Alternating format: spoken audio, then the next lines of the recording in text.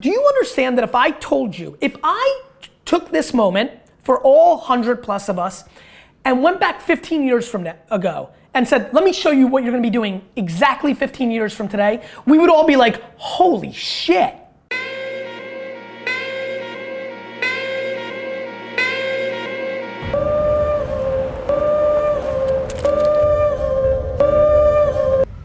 Morning, Vayner Nation. We haven't been doing DailyVee. We started DailyVee right after football season.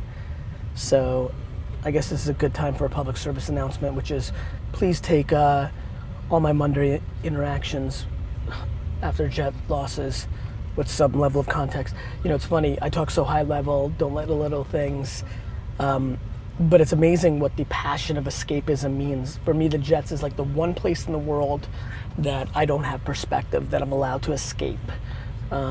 And it like takes me away from all my realities, and it's actually stunningly relaxing, even though I seem quite wound up and pissed, but boy, yesterday was tough. Congrats to all the Bengal fans. Happy for you guys. It's a franchise that hasn't won a Super Bowl either, ever, and we haven't won one since 1969. Jets beat the Bengals in a huge playoff game several years ago.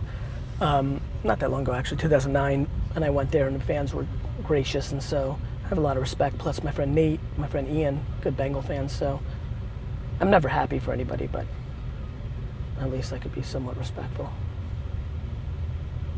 Never happy for anybody in football.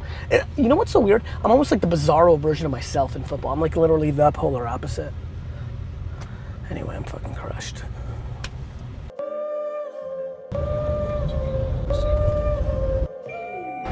Thank you. Salty as fuck this morning. Huge Jets loss.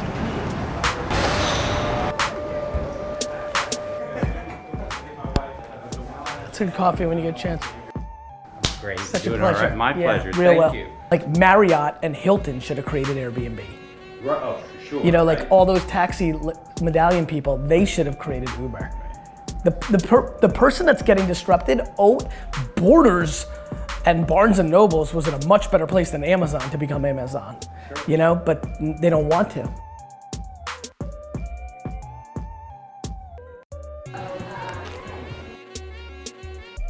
On this episode, I'm in a salty mood because the Jets lost. You know what happens with Salty V? Is that I eliminate any thought of entertainment and I just give answers. Here's how that gets against this. Here's the outstanding liability of that. And how is VaynerMedia getting reimbursed for that number? Or if not, or what am I doing with Steve? Yeah, I think we also need to just look at our trailing 12 months. The P&L on our trees. Oh, it's a monster difference. Yeah. We're gonna accrue here. Good to see you, man. How was your summer? My man. Love your jacket. Thank you. Got it. Create the ideas, then, like in a box, then go find somebody. I think another thing to add, and I wonder if you've brought this up again, back to like having a similar vibe. The other thing I think about that I'm gonna bring to the table is not only because you can, but because the upside so amazingly outweighs the downside. If you really think about what they spend their money on, putting $5 or $10 or $15 million against this initiative for these brands is nothing. Yet could be so impactful if you figured it out. Like, by the way, I do think this is a 0 to 100 game. Like, this is super hard. Like, to me, it's like either you figured it out and you got all the credit and it all worked, or it's just something half pregnant and like did nothing. And the punchline is for them, is for all of them, is who's gonna be the first to win? Because all the value comes from that. Thanks so much, Gary. You're welcome. Such a pleasure. But you know, if there's a 9-year-old me as a kid, I would love right now to be influencing that person, right? There's a lot of young entrepreneurs, and if you're an 8, 9, 10, 11, 12, 13, 14-year-old entrepreneur, my content, I want to be at the forefront, and I want to be in your purview, and I want you to know who I am. If you are not waking up every morning and checking the top 150 free apps on the Apple charts, you're making a huge mistake. That's where Marco Polo caught my attention, that's where Musical.ly caught my attention, that's where Snapchat caught my attention. It's a very simple way for a lot of you to keep up with where the opportunities are. So instead of having you drink the water to this question, I'm gonna show you where the the water is. Because then you become media, not just somebody within it. Just like I did with Wine Library TV. I became the media, not just a retailer selling off the media. I think that's a really good idea. America doesn't care about the mistake. America cares about the cover-up. We're not mad at Samsung for the battery that goes on fire because all of us who are even-keeled recognize that sometimes that happens when you're innovating.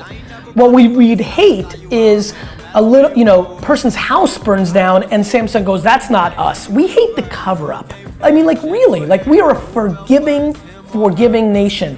What we don't want is any company thinking they're gonna pull one off over on us. It's unbelievable. We are visceral to the bullshit. So I don't think there's any one size fits all. I would just say the most authentic in the fastest way possible. I think what excites me most, Jen, is that this last 10 years for me has been really about social media, the evolution of communication on the internet. What VR and everything that Elon Musk's always up to, and what Apple's up to, and Alexa with Amazon AI, and Pokemon Go, and filters on Snapchat is, wait a minute, this is a next generation technology that's coming, and I don't know everything. The last one was really good for me because it was about human communication. I believe that to be true for the next generation, but I think what most excites me is if you're really paying attention, what's happened over the last year, self-driving cars, we're starting to see the real life version of things that have been talked about for the last 3 or 4 years. And I think we can all agree that 10 years from today, the world's gonna be very, very, very different. Can we just take a step back? Does anybody understand what's happening right now? To do what we're doing right now, which is have 3 people doing video interaction with each other clean. This is very clean. To have how many ever people watching right now, wherever they are, do you understand that if I told you, if I took this moment for all 100 plus of us and went back 15 years from ago and said, let me show you what you're gonna be doing exactly 15 years from today, we would all be like, holy shit. Forget about where we're going. How about just being captivated by the fact that we're living in this right this second?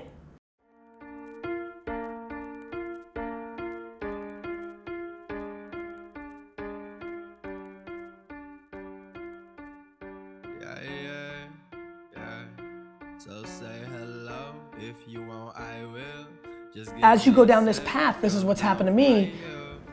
At some level, you just realize you just gotta keep saying it and you let the chips fall where they fall. Like, this is why winners win and losers lose. Like if you're gonna look for the no, then you'll find the no and you'll be in the no camp. Losses and wasted time are actually wins in the gathering of context in a world where the value of knowing has never been greater. So let me say it one more time because I know that was an interesting kind of like answer.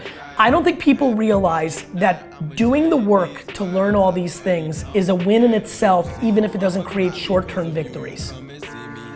I equate it to the following. We're living a digital marathon and most people aren't willing to get on the treadmill for a couple of months to get ready for it. Trash ain't never treasure. Treasure loses meaning when you're backwards in every way the word could ever mean it. When you're last in a race, you thought you'd never not be leading. I say, I live, you hear me?